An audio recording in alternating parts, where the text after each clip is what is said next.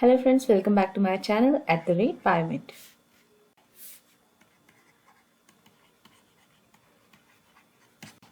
आज का हमारा टॉपिक रहेगा क्रोमोसोमल म्यूटेशंस।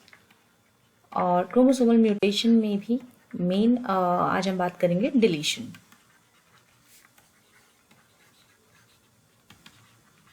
ठीक है। सो क्रोमोसोमल म्यूटेशन हमने पहले ही बात करी है। दो तरह की क्रोमोसोमल म्यूटेशन होती हैं, या तो क्रोमोसोम के स्ट्रक्चर में चेंज आता है या नंबर में चेंज आने से कई सारी कंजेनाइटल डिजीज डिसऑर्डर्स होते हैं। क्रोमोसोम में स्ट्रक्चर में चेंज आने की वजह से क्या होता है, आज से हम वो शुरू करेंगे। पहला टॉपिक होगा डिलीशंस।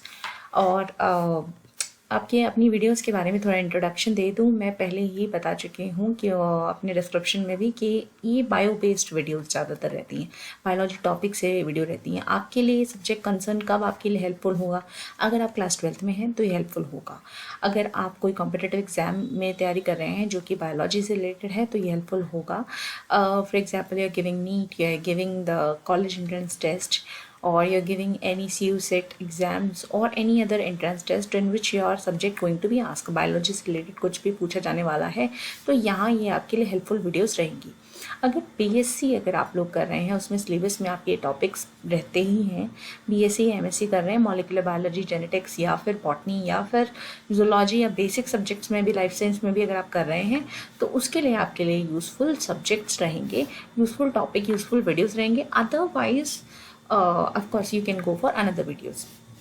So ये चैनल जो है बायोलॉजी बेस्ड वीडियो, जहाँ पर आप इस टॉपिक या इस कंसर्न में हैं तो हाँ, ये वीडियोस आपके लिए यूजफुल हैं। You can like, share and subscribe my channel for more videos, because detail में अभी हम जाएंगे तो DNA स्ट्रक्चर, म्यूटेशंस, मायोसिस, सबके बारे में हम बात करेंगे।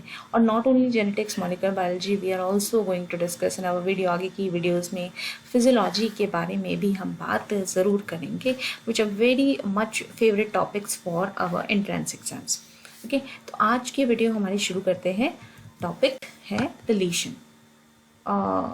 थोड़ा इंट्रोडक्शन देते हैं क्रोमोसोमल म्यूटेशंस में। जहाँ पर क्रोमोसोमल म्यूटेशन होती है स्ट्रक्चर की वजह से, या फिर इसको हम बोलते हैं क्रोमोसोमल मॉडिफिकेशंस। किसी म्यूटेशन की वजह से जब क्रोमोसोम मॉडिफाई हो जाए अपने स्ट्रक्चर में, तो क्रोमोसोमल मॉडिफिकेशन हम इसको कहते हैं। ये दो तरह की हो सकती हैं, या तो ये एक ही क्रोमोसोम में रहे, ठीक है। So it can be intra chromosomal यानी if there is a modification which is taking place in one chromosome, single chromosome में ही मॉडिफिकेशन हो जाए तो इट इज इंट्रा क्रोमोसोमल। अगर ये मॉडिफिकेशन यानी किसी म्यूटेशन की वजह से क्रोमोसोम के स्ट्रक्चर में चेंज आ रहा है, ठीक है, म्यूटेशन की वजह से स्ट्रक्चर में चेंज आ रहा है, ठीक है, इसको हम क्रोमोसोमल मॉडिफिकेशन कहते हैं। अगर ये दो क्रोमोसोम के बीच में आ रहा है तो इसे इंटर क्रोमोसोमल कहेंगे, ठीक है। ओवरऑल इन दोनों के अंदर अगर देखें तो हमारे पास इस तरह की 4 मॉडिफिकेशंस हैं। नंबर 1 इज डिलीशन, जो आज हम बात करने वाले हैं। डिलीशन में क्रोमोसोम का जो साइज है वो छोटा हो जाता है, ठीक है। क्रोमोसोम साइज जो होगा, क्योंकि there will be a segment, छोटा हो जाएगा। Chromosomal size will be size जो है कंपैरेटिवली जो है स्मॉलर हो जाएगा, ठीक है। डुप्लीकेशन, अच्छा, इंट्रा क्रोमोसोमल में दूसरा आता है इन्वर्जन। इंटर क्रोमोसोमल में आते हैं हमारा third type, that is duplication. And inter chromosomal में ही एक और आता है ट्रांसलोकेशन। ट्रांसलोकेशन वैसे इंट्रा और इंटर क्रोमोसोमल दोनों तरह का हो सकता है। ट्रांसलोकेशन एक एक करके सभी के बारे में अलग अलग वीडियो में हम बात करेंगे। ओके, सो पहले आज हम बात करने वाले हैं डिलीशन के बारे में। What happened in deletion, or what is actually deletion? So for example, this is the chromosomal segment, a long arm and a short arm. मैंने ये बोला कि ये within a single chromosome ही होता है, ठीक है। सो डिलीशन होता क्या है, missing of a chromosomal segment, chromosomal segment जो है क्रोमोसोमल सेगमेंट जो है वो मिस हो जाएगी, ठीक है। तो इसको हम क्या कहेंगे, डिलीशन। ड्यू टू किस वजह से, due to breakage. Due to breakage in a chromosome, किसी वजह से क्रोमोसोम में ब्रेक हुआ म्यूटेशन की वजह से, तो इनिशियली क्रोमोसोम में एक ब्रेक आएगा और ब्रेक आने की वजह से वो जो सेगमेंट है वही गायब हो जाएगी, और breakage due to breakage in a chromosome.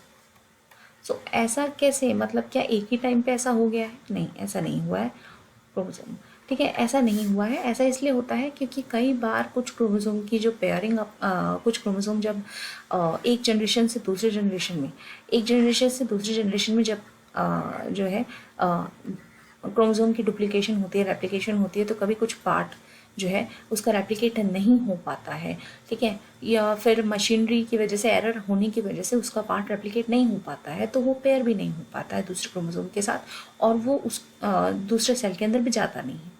तो एक जनरेशन से दूसरे जनरेशन, या फिर एक सेल से दूसरे सेल, क्योंकि अगर जनरेशन की बात कर रहे हैं तो हम मियोसिस डिवीजन की बात कर रहे हैं, ठीक है, और सेल के बारे में बात कर रहे हैं तो माइटोसिस की बात कर रहे हैं। माइटोसिस तो एक ही ऑर्गेनिज्म में रहेगी। तो यानी रेप्लिकेशन के दौरान, ठीक है, जब कोई सेगमेंट आपकी रेप्लिकेट नहीं हुई है या फिर रह गई है रेप्लिकेट होनी, तो वो पार्ट आपके दूसरे सेल में कॉपी होके नहीं जाएगा, ठीक है, क्योंकि डीएनए का कौन सा पार्ट एक सेल दूसरे सेल को देता है? जो उसने रेप्लिकेट किया है। अगर वो प्रॉपर रेप्लिकेट नहीं किया है तो वो हाफ रेप्लिकेट करके देगा, तो वो जो पार्ट उसने रेप्लिकेट करके नहीं दिया वो मिसिंग हो जाएगा। This is a kind of deletion, ठीक है। ये म्यूटेशन की वजह से ऐसा होता है कि फिर वो ब्रेक हो जाता है, और ब्रेक होने के बाद वो पार्ट जो है या तो गायब हो जाता है, या फिर during the course of transfer of genetic material वो पार्ट गायब हो जाता है। अब इसके कंसिक्वेंसेस क्या है, पहले मैं बता दूं कि ये आप समझेंगे कैसे। फॉर एग्जांपल, ये आपका एक लॉन्ग आर्म और शॉर्ट आर्म, यानी पी आर्म और क्यू आर्म ये है, क्रोमोसोम है, और इसके कुछ सेगमेंट है ABCD। ये अगर हम यहाँ से बना दें, जैसे कि यहाँ पर है A, ये B, ये C, ये D, इस तरह से, और ये आपका E, इसके सेंट्रोमेयर के नीचे E, और ये F, इस तरह से।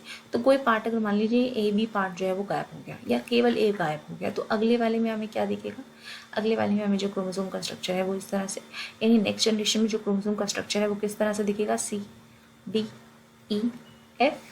अब आप देखिए ऊपर के जो A और B पार्ट हैं वो क्रोमोसोम का क्या हो गया? मिस हो गया, यानी डिलीशन उसके अंदर आ गई। A और B जो सेगमेंट है वो डिलीट हो गई।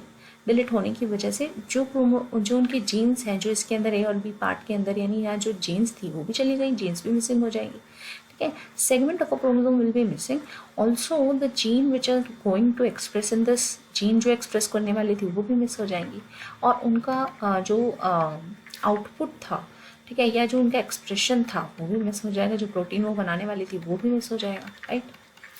ये कंसिक्वेंसेस, ये इस तरह से डिलीशन में होता है। अब कंसिक्वेंसेस क्या होंगे अगर डिलीशन हो रही है तो, ठीक है। कंसिक्वेंसेस जो है दे डिपेंड ऑन कि कौन सा part, which part is deleted, ठीक है, कौन सा पार्ट डिलीट हो रहा है, which part is going to be deleted, ठीक है। अब डिलीट कौन सा पार्ट हो रहा है? फॉर एग्जाम्पल, अगर टर्मिनल डिलीट हो रहे हैं, अगर डिलीशन टर्मिनल है, ठीक है, अगर डिलीशन टर्मिनल है, फॉर एग्जांपल टर्मिनल, ये टर्मिनल का मतलब जो एंड पॉइंट होते हैं, ये टर्मिनल है। अगर टर्मिनल डिलीशन हो रही है तो टर्मिनल डिलीशन का मतलब ये जो पार्ट है वो डिलीट हो रहा है, टर्मिनल एंड डिलीट हो रहे हैं, तो वो अनपेयर्ड रह जाएंगे, क्योंकि ये क्रोमोसोम दूसरे क्रोमोसोम के साथ, मतलब अपने ही होमोलोग के साथ जाके पेयर भी तो करने वाला है, मियोसिस के टाइम पे पेयर भी तो करेंगे। लेकिन अगर ये वाला एंड छोटा हो गया, ये दोनों टर्मिनल कट गए, या एक टर्मिनल भी कट गया मान लीजिए, ठीक है, डिलीशन हुई, ये एंडिंग गायब हो गई, अब आपका जो इसका होमोलोगस क्रोमोसोम है वो तो पूरा का पूरा होगा, ठीक है। जब वो इससे पेयर होगा, साइनेप्टोनिमल कॉम्प्लेक्स बनाएगा मियोसिस 1 में, तो वो यहाँ पर क्या रहेगा? अनपेयर्ड रह जाएगा, ठीक है। तो अगर टर्मिनल पे है तो अनपेयरिंग ऑफ क्रोमोसोम हो जाएगी, ठीक है। अनपेयरिंग हो जाएगी, तो अनपेयरिंग होने की वजह से, प्रॉपर पेयरिंग ना होने की वजह से, प्रॉपर पेयरिंग ना होने की वजह से, अनपेयरिंग होने की वजह से भी जो है आगे की एनामलीज डेवलपमेंट होती है। टर्मिनल होगा तो अनपेयरिंग। अगर इंटरकैलरी है, ठीक है, अगर ये डिलीशन जो है वो आपके क्रोमोसोम के बीच में है, नॉट एट द एंड्स, अगर एट द एंड्स है तो अनपेयरिंग ऑफ द क्रोमोसोम, और अगर एंड्स नहीं है, इन बिटवीन द क्रोमोसोम है, तो ये इंटरकैलरी है। इंटरकैलरी का मतलब होगा कि जब इंटरकैलरी होगी तो डिलीशन का मतलब ये आपका जो ये मिडल सेगमेंट है वो, या फिर इसके आसपास की गई है, तो जब वो पेयरिंग आप करेंगे तो ये तो क्रोमोसोम पूरा साइज का होगा, लेकिन इस क्रोमोसोम में यहाँ पे कुछ भी नहीं होगा, ठीक है। तो ये जब पेयरिंग आप करने लगेगा, टर्मिनल से पेयर कर लेगा, ठीक है। लेकिन ये क्रोमोसोम तो आपका बड़ा है, तो जो पार्ट बीच में डिलीट हुआ है उसका क्या हो जाएगा, लूप बन जाएगा, वो अनपेयर रह जाएगा, बाकी का पूरा क्रोमोसोम पेयर कर जाएगा अपने होमोलोगस क्रोमोसोम से। केवल जो बीच का पार्ट यहाँ डिलीट हो गया है, क्योंकि यहाँ तो कुछ भी नहीं बचा, तो ये क्या रहेगा, लूप बना लेगा। ठीक है। सो यहाँ पे फॉर्मेशन ऑफ लूप्स। ठीक है। अब अगर मान लीजिए, अब इस इंटरकैलरी डिलीशन के दौरान अगर सेंट्रोमेयर डिलीशन आ जाती है, अगर सेंट्रोमेयर भी क्रोमोसोम का डिलीट हो जाता है, ठीक है, सेंट्रोमेयर डिलीशन हो जाता है, तो क्या होगा, सेंट्रोमेयर पे ही होता है काइनेटोकोर, और यही काइनेटोकोर जो है वो क्रोमोसोम को अटैच करता है एट दी स्पिंडल फाइबर। ठीक है, स्पिंडल फाइबर पे तो यही इसको अटैच करता है, स्पिंडल फाइबर पे ही क्रोमोसोम जो है वो अटैच नहीं होगा, और इसी वजह से वो ट्रांसफ़र भी नहीं होगा एट द पोल। ठीक है, स्पिंडल फाइबर पे attach, so no centromere deletion की वजह से नो काइनेटोकोर, नो अटैचमेंट। ठीक है, no attachment at the spindle fibre. Hence अगर स्पिंडल फाइबर पे डिलीशन नहीं है तो क्रोमोसोम पोल्स पे नहीं जाएंगे। ऐसे क्रोमोसोम को हम बोलते हैं लगार्ड्स, जो पीछे रह जाते हैं। क्यों पीछे रह जाते हैं, क्यों पोल्स पे नहीं जाते, सिर्फ मेटाफेज प्लेट पे आकर रह जाते हैं, क्योंकि वो अटैच ही नहीं होते स्पिंडल फाइबर पे, और स्पिंडल फाइबर पे अटैच ही नहीं होते। यहाँ पर वो क्रोमोसोम जो आपका अटैच होता है वो इसी सेंट्रोमेयर से अटैच होता है, क्योंकि यहाँ पर बटन्स होते हैं, काइनेटोकोर होता है जो उसको स्पिंडल फाइबर पे अटैच करके इसकी मूवमेंट कराता है यहाँ और फाइनली पोल्स पे। तो ये मूव नहीं करेंगे अगर सेंट्रोमेयर डिलीशन हो जाती है, तो क्रोमोसोम जो है वो लगार्ड्स बन जाएंगे, और इस वजह से भी बहुत सारे कंजेनिटल डिजीज होते हैं, डिसऑर्डर होते हैं। फिर डिलीशंस अगर जीनिक लेवल पे देखें, जीन्स में देखें डिलीशन होती है तो क्या फ़र्क पड़ता है। अगर मान लीजिए it is a heterozygous gene, और डिलीशन के दौरान एक जीन जो है वो भी क्रोमोसोमल सेगमेंट में से जा रही है, और वो हेट्रोजाइगस जीन है। हेट्रोजाइगस जीन का मतलब हमारे पास है कि हमारे इस क्रोमोसोम में जो है डिलीशन हो रही है, और जो दूसरा क्रोमोसोम जो हमारा लॉन्ग क्रोमोसोम बचा, जो हमारा क्रोमोसोम बचा जिसमें कोई डिलीशन नहीं हो रही है, ठीक है, तो मान लीजिए यहाँ पर जो डिलीशन, टर्मिनल डिलीशन हुई है, और इस टर्मिनल डिलीशन के दौरान एक आपकी एलील है कैपिटल ए, और यहाँ पर इसी का होमोलोगस क्रोमोसोम पे इसी का दूसरा एलील है स्मॉल ए। ठीक है, डिलीटेड पार्ट क्या है आपका, कैपिटल ए है। ठीक है, तो अगर डिलीशन हो रही है, तो डिलीशन अगर हो रही है हेट्रोजाइगस जीन के अंदर, और डिलीटेड पार्ट अभी हमने देखा ये है डोमिनेंट एलील, अगर डोमिनेंट एलील डिलीट हो जाए, इन हेट्रोजाइगस डोमिनेंट एलील डिलीट हो जाए, ठीक है, तो ये आपका एक न्यू नॉर्मल कंडीशन बना देगा, जहाँ पर एक्सप्रेशन किसका आ जाएगा, एक recessive allele will start to express, क्योंकि इन दोनों क्रोमोसोम की पेयरिंग अप के बाद केवल यही जीन को एक्सप्रेस कर रहा है, केवल यही एक एलील रिप्रेजेंटेटिव बची है, और ये कैपिटल ए जो कि डोमिनेंट था, जो कि हेट्रोजाइगस कंडीशन में अपने आप को एक्सप्रेस कर रहा था, क्योंकि स्मॉल ए तो रिसेसिव है, लेकिन अब ये डिलीट हो गया, तो केवल ये इसको रिसेसिव एलील जो है वो अपने आप को एक्सप्रेस करने लगेगी।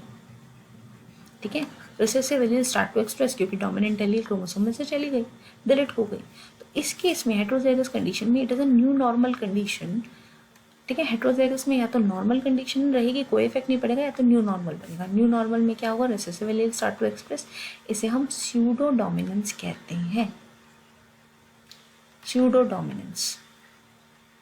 ठीक है, स्यूडो डोमिनेंस मतलब रिसेसिव एलील अपने आप को एक्सप्रेस कर रही है ए के प्रेजेंस में भी, क्योंकि कैपिटल ए तो डिलीट हो गया है। ठीक है, ऐसे ही हेट्रोजाइगस अगर जीन है हमारी, और अगर यहाँ पर इस वाले जो क्रोमोसोम में डिलीशन हुई है यहाँ पर स्मॉल ए है, लॉन्ग आर्म में कैपिटल ए है, लॉन्ग आर्म में कैपिटल है, तो डिलीशन किसकी हुई, रिसेसिव जीन की। तो ये आपका नॉर्मल ही रहेगा, क्योंकि वो अपने आप को एक्सप्रेस कर ही नहीं रही थी, या फिर हम इसे कोई नो इफेक्ट वाला केस रहेगा, क्योंकि यहाँ पर एक्सप्रेस ही कौन कर रहा था, कैपिटल ए कर रहा था, तो यहाँ तो कोई इफेक्ट नहीं होगा। लेकिन यहाँ पर स्यूडो डोमिनेंस हो जाएगी। ये स्यूडो डोमिनेंस का केस देखने को मिलता है ड्रोसोफिला मेलैंगोस्टर में,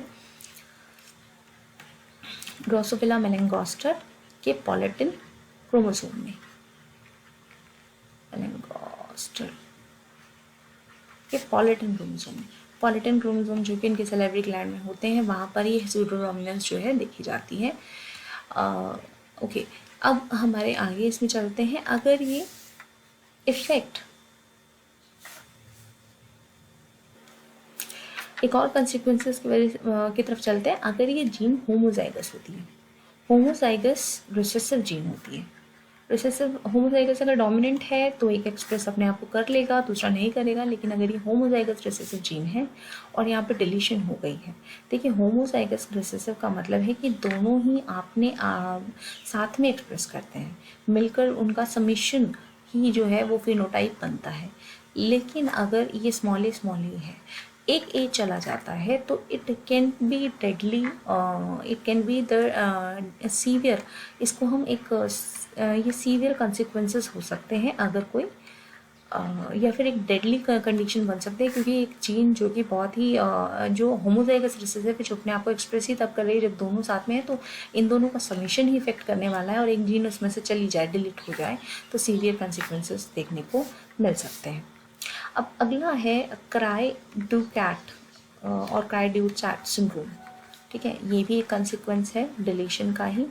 ठीक है, and this is a congenital disorder in the human beings, human babies में कंजेनिटल डिसऑर्डर देखने को मिलता है 5th क्रोमोसोम का शॉर्ट आर्म। ठीक है, 5th क्रोमोसोम का शॉर्ट आर्म जो है वो या तो पूरा डिलीट हो जाता है, पार्शियल डिलीशन, यानी या तो पार्शियल डिलीशन होता है या पूरा का पूरा डिलीशन जो है वो इस क्रोमोसोम में 5th क्रोमोसोम के शॉर्ट आर्म में देखने को मिलता है। और इस केस में बड़ा ही सिम्टोमेटिक कंडीशन होती है। सिम्टम क्या रहता है? Crying of a baby like a cat. ठीक है, so baby cry like a cat, एक बिल्ली के बच्चे की तरह रोने की आवाज़ बच्चे की आती है, तो baby cries like a cat. So बड़ा ही सिम्टोमेटिक डिजीज है cri du cat and human being. ठीक है, so this is all about the deletion and it's consequences chromosomal mutation में। क्रोमोसोमल म्यूटेशन के बारे में और बात करेंगे, इन्वर्जन, ट्रांसलोकेशन एंड डुप्लीकेशन, अपनी नेक्स्ट वीडियो में। Thank you.